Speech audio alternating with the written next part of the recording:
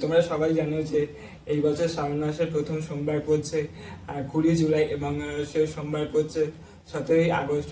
ঠিক আছে, এই সময়ের মধ্যে 5টি সোমবার পড়ছে এক মাসের মধ্যে। তো এই 5টা সোমবার তোমরা যদি ভালো করে শিবের আরাধনা করতে পারো তো তোমরা অনেক ভালো ফল লাভ করতে পারবে।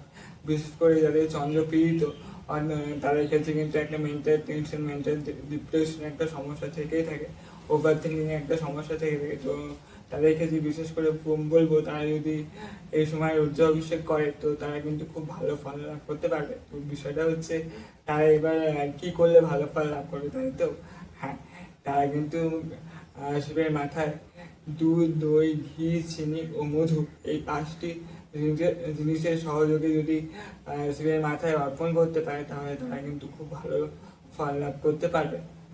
এবং যাদের দেখা যাচ্ছে যে ম্যারিড লাইফে অনেক সমস্যা হচ্ছে তারা কিন্তু জাফরান ও হলুদ ব্যবহার করতে পারে, সেটাও কিন্তু শিবের মাথায় অর্পণ করাই যেতে পারে। হ্যাঁ, আর যাদের রিলেশনশিপের ক্ষেত্রে সমস্যা হচ্ছে তারা কিন্তু কর্পূর আর লবঙ্গ দিয়ে মহাদেবের আরতি করতে পারে। তো সেক্ষেত্রে কিন্তু তারা অনেক ভালো ফল লাভ করতে পারবে।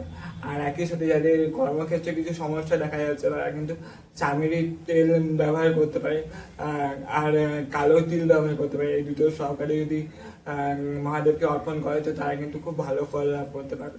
যারা যারা ব্যবসার ক্ষেত্রে সমস্যার মধ্যে দিয়ে ভুগছে তারা কিন্তু আখের রস ও আতর যদি মহাদেবকে অর্পণ করে তো তারা কিন্তু এই সময় খুব ভালো ফল লাভ করতে পারবে। তো আশা করি তোমাদের ক্ষেত্রে এটা অনেকটাই কার্যকরী রেমেডি হিসেবে কাজ করবে। তোমরা অবশ্যই এগুলো করতে এবং কেমন ফল পেলে সেটা আমাকে জানিও।